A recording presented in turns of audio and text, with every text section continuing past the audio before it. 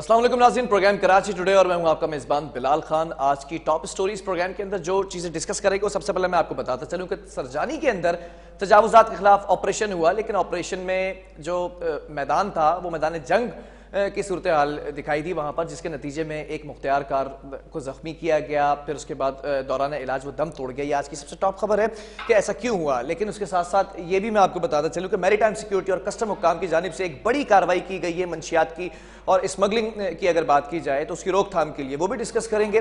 साथ साथ 8 डाकुओं को कराची शहर के अंदर जो है वो पकड़ा गया है, कहीं जख्मी हालत में, कहीं पर उन पर फायर किए गए, जवाबी फायरिंग भी हुई। वो तमाम चीज़ें भी डिस्कस की जाएंगी। और कराची के अंदर, कराची एक्सपो सेंटर के अंदर 11वीं दिफाई नुमाइश का आगाज कल से होने जा रहा है। 15 नवंबर से 18 नवंबर तक ये नुमाइश रहेगी।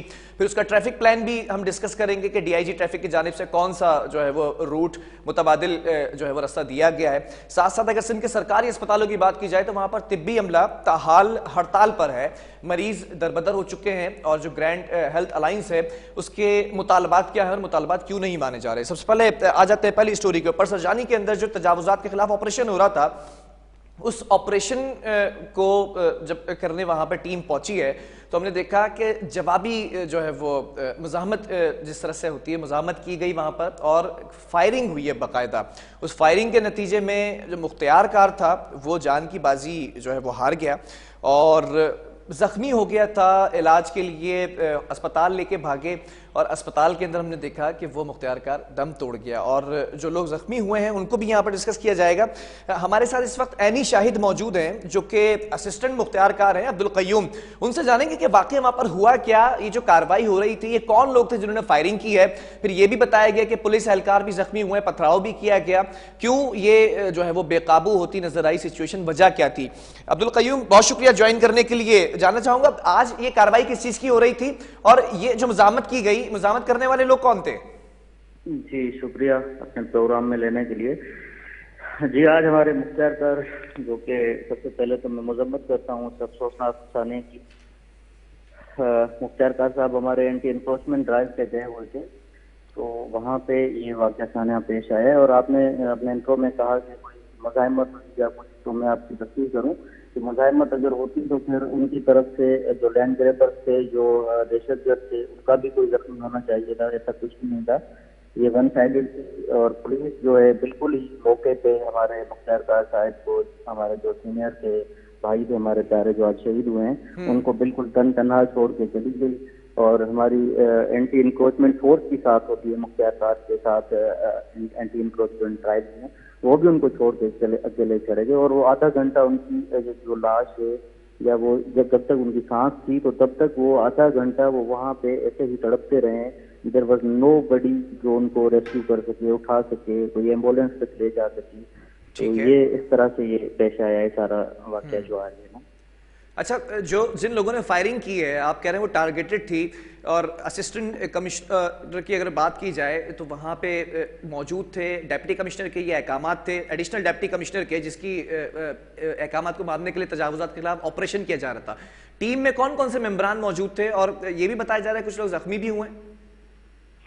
जी एग्जैक्टली, एंट्री इंक्रोचमेंट ड्राइव जी बिल्कुल डिप्टी कमिश्नर के हुक्म से ही की जाती हैं और उसमें प्रॉपर एक शेड्यूल हमारा निकलता है, जिसमें हमारे साथ इलाके की पुलिस कंसर्न जो भी पुलिस स्टेशन है हमारा उसकी, और अपना anti encroachment anti encroachment force वो हमारे साथ होती है। ठीक है। और मुख्तियार कार हमारे जो मतलब एडमिनिस्ट्रेशन की तरफ से मुख्तियार कार और जो पटवारी हमारे साथ होते हैं इस ड्राइव में। अच्छा, मुख्तियार कार एजाज चांडियों की बात की जाए, अल्लाह उनकी मगफिरत करे, इनको क्या टारगेट किया गया था? ये आगे थे इस कार्रवाई के अंदर?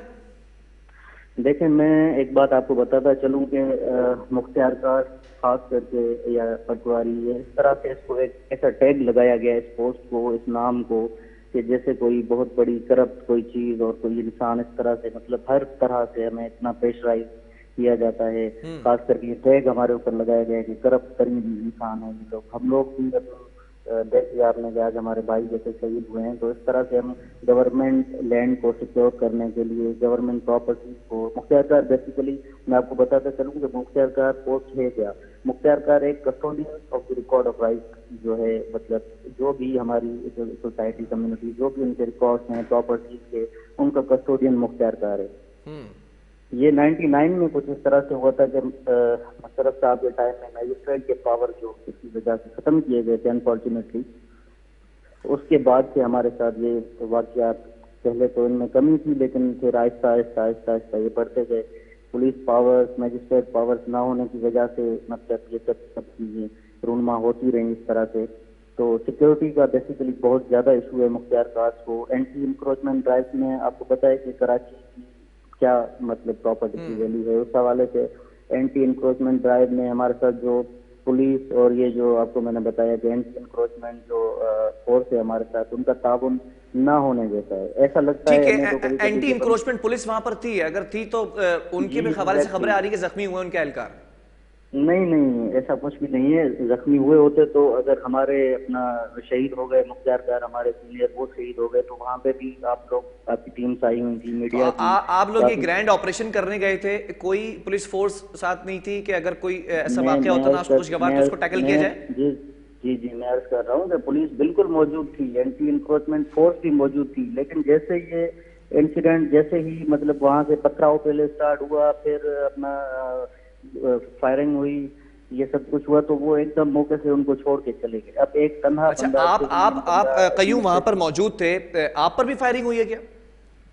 नहीं, एक्चुअली हम थोड़ी देर बाद वहां पहुंचे थे, जैसे हमें रिपोर्ट हुआ इंसिडेंट तो हम वहाँ थोड़ी देर बाद पहुंचे। वो उस हालत में जख्मी थे तो हम उनको हॉस्पिटल उठा के अपना आगा खान पहले ले गए, तो बस हॉस्पिटल पहुंचते साथ ही वो अपना एक्सपायर हो चुके थे। अच्छा, पता लगाया जा सका अब तक कि कितने लोग थे जिन्होंने फायरिंग की है?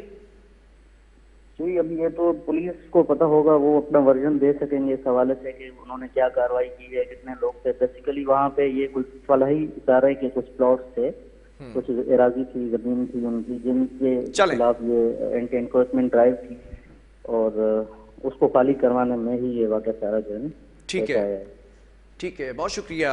अब्दुल क़य्यूम हमारे साथ मौजूद थे और एंटी इंक्रोचमेंट जो है वो ड्राइव चल रही थी यहाँ पर तजावुज़ात के खिलाफ। सरजानी के अंदर रोज़ी गोट में जो ऑपरेशन हो रहा था, आज एक वाक़या देखा गया कि मुख्तियार कार एजाज चांडियो को ज़ख्मी किया गया, फायरिंग से वो ज़ख्मी हुए। फिर उसके बाद ये उनका बताना था अब्दुल क़य्यूम का कि वो वहाँ पर 30 मिनट तक तड़पते रहे। फिर हम वहाँ पर थे मौजूद, हम वहाँ पर जब उनके पास गए तो फिर उनको हॉस्पिटल करीबी जो है वो मुंतकिल किया गया, ज़ख्मों की ताब ना ला सके और जो है वो जाने फ़ानी से कूच कर गए। इसी पर बात कर लेते हैं, हमारे साथ SMEC की जानिब से मेंबर हैं अजीज़ बलोच जुनेजो साहब। अजीज़ जुनेजो साहब, बहुत शुक्रिया ज्वाइन करने के लिए। मुख्तियार कार आज जो है वो जिस तरह से हमला होता है मुख्तियार कार एजाज चांडियो पर और फिर ज़ख्मी किया गया, फिर वो दम तोड़ गए, ये बड़ा अफसोसनाक वाक़या है। क्या लगता है ये टारगेटेड कार्रवाई की गई है? क्या इनको पॉइंट आउट किया गया था कि इसी शख्स को टारगेट करना है? बिस्मिल्लाहिर्रहमानिर्रहीम, अस्सलाम वालेकुम। सबसे पहले तो आपका शुक्रिया जो आपने हमें ज्वाइन किया जी। सबसे पहले गुजारिश ये है कि अंग्रेज दौर से आप देखते हुए आ रहे हैं कि मुख्तियार कार की जो पोस्ट है तमाम अहम पोस्ट है।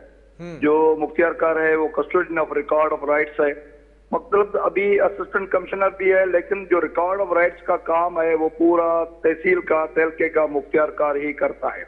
ठीक है, तकरीबन 200 से ज्यादा मुख्तियार कार हैं जो तहसीलों में काम करते हैं। यूं समझे कि हेयरशिप से लेके और डोमिसाइल PRC से लेकर कोर्ट जनाब को जो भी कोर्ट में रिपोर्ट्स होती हैं, और उसी के अलावा जो खाते की मुंतकिली है, फोती खाता बदल है, कोरोना है, पोलियो रिफ्यूजल है, और मतलब जो भी गवर्नमेंट का फ्लड है, रेन है, इमरजेंसी है, कहीं कोई आग लग गई, कहीं कोई धरना लग गया।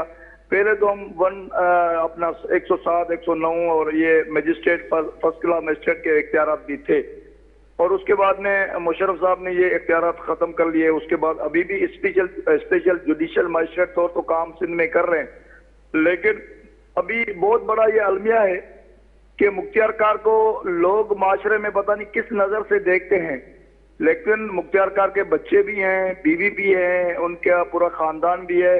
यूं समझे कि जब फ्लड आता है तो मुख्तियार कार सब कुछ छोड़ के और वो अपने तहसील में उस जो अपनी ड्यूटी है वो सरअंजाम देता है, लोगों की खिदमत करता है।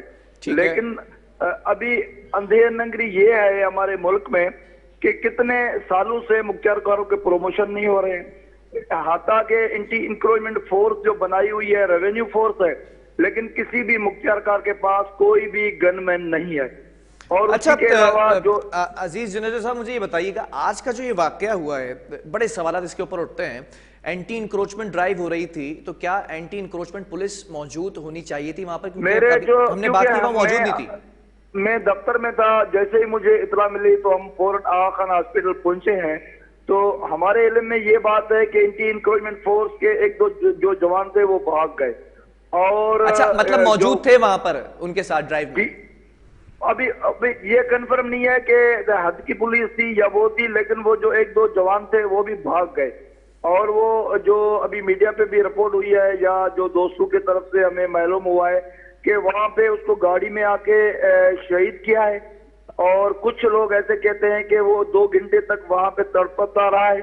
अभी लैंड ग्रैबरों का ये हाल है, जो मुख्तियारकार कोर्ट के हुक्म पे भी जाता है। अभी ये हमारे डीसी साहिबा का जो बयान अभी चला है कि वो हाईकोर्ट के हुक्म के तहत सैलानी वेलफेयर के प्लाट थे, उनकी पोजीशन लेने के लिए गए थे। नहीं, एक टेक्निकल सवाल है अजीज जुनेजो साहब, मुख्तियारकार वहां पर मौजूद है, एंटी इंक्रोचमेंट ड्राइव हो रही है, तो एंटी इंक्रोचमेंट का जो स्टाफ है वो वहां पर मौजूद था, एंटी इंक्रोचमेंट पुलिस भी मौजूद थी। आप बता रहे हैं कि जब ये मामला पेश आया तो वो वहां से भाग गए, ये आप कह रहे हैं। तो इस वक्त जिम्मेदारी किस पर आयद होती है ये तमाम जो गफलत? देखिए, मैं तो ये कहूंगा कि अभी जाहिरी तौर पर तो पुलिस नजर आ रही है, लेकिन जब उसकी जुडिशली कोई इंक्वायरी हो जाए या वो बड़ी कोई कमेटी हो, उसी के बाद ही इसका पता चलेगा कि भी कौन उसके जिम्मेदारान है। लेकिन सबसे पहले तो ये है कि जो मजिस्ट्रेट है या जो अफसर है वो भी महफूज नहीं है, तो इसको टारगेट किलिंग भी कह सकते हैं, कोई खुफिया साजिश भी कह सकते हैं। क्योंकि रेवेन्यू डिपार्टमेंट जो है, पता था, जब एडमिनिस्ट्रेशन को पता था, एंटी इंक्रोचमेंट को पता था कि ये हसास इलाका है, या फिर कहूं अगर मैं ये तो गलत ना होगा, इंतहाई हसास इलाका है, लैंड ग्रेबर्स वहां पर जो है वो जो है कब्जा माफिया बने बैठे हैं, तो यहां पर कोई कैंपेन चलाना या कोई ड्राइव करना किसी एंटी इंक्रोचमेंट कैंपेन को, तो पूरे अमले के साथ जाना चाहिए था ना? नहीं, देखिए, वो जो रूटीन है उसी में हम जो हमारे जैसे कि जो डिप्टी कमिश्नर साहब है वो एंटी इंक्रोचमेंट फोर्स के हवाले से डिस्ट्रिक्ट का चेयरमैन होता है, तो वो एक शेड्यूल इशू करता है। लेकिन जब कोई भी कोर्ट ऑर्डर इशू करती है तो हर तहसील में असिस्टेंट कमिश्नर उनका चेयरमैन है, और वो असिस्टेंट कमिश्नर भी साथ थे। अब्दुल फताह साहब उनके साथ थे, मुख्तियारकार घोटाबाद यारमोन मरी साहब साथ थे, वो जबकि अभी तक लापता हैं, वो भी सीरियस इंजर्ड हुए हैं। और एक तपेदार है, वो अभी तक आगा खान हॉस्पिटल में एडमिट है। और ये हमारे मोहतरम प्यारे इंतहाई शफीक इंसान थे एजाज चांडियो, वो शहीद हो गए हैं। तो ये इसी को अभी हम क्या कहें, कोई भी अभी इसी जी चले, ठीक है। क्या होना क्या चाहिए अब मुख्तियारकार की जो आप एसोसिएशन से आवाज उठा रहे हैं? अभी मुख्तियारकार की एसोसिएशन ने यह फैसला किया है, सिंध के तमाम मुख्तियारकार साहिबान सुबह 10 बजे उनके जनाजे नमाज में शिरकत करेंगे। ठीक है। उसी के साथ उनके जो स्टाफ है वो तमाम स्टाफ भी वहीं पे आएंगे, लेकिन कल ऑफिस की तालाबंदी होगी, कोई भी ऑफिस नहीं खुलेगी। ठीक है। फर्दर जो है लाएअमल उसके जनाजे नमाज के बाद जो है ना वो पूरे मुख्तियारकार सिंध के वहीं पे होंगे। अभी लाएअमल कोई वाजे नहीं किया गया है, वो कल जो है वो जनाजे के बाद होगा। बहरहाल बहुत शुक्रिया अजीज जो है जो हमारे साथ मौजूद थे, और ये खुद भी जो है वो जो है मुख्तियारकार की एसोसिएशन है उसके मेंबर हैं। फिर देखना यह है कि ये मामला जब इन्वेस्टिगेट होगा तो किस करवट जो है वो ऊँट बैठता है कि क्या ये टारगेटेड किलिंग थी। अगर टारगेटेड किलिंग थी तो क्या सिर्फ मुख्तियारकार एजाज चांडियो को टारगेट करने आए थे जो लोग थे, या फिर ये जैसा बताया कि असिस्टेंट कमिश्नर भी वहाँ पे मौजूद थे, एंटी इंक्रोचमेंट पुलिस भी वहाँ पर मौजूद थी, तो किसी ने बैकफायर क्यों नहीं किया? अगर बैकफायर किया तो ये तमाम कहानी खुलकर सामने क्यों नहीं है? वक्फा लेंगे, इसके बाद कुछ और स्टोरीज हैं जो मैंने स्टार्टिंग में डिस्कस की वो भी आपके सामने रखेंगे।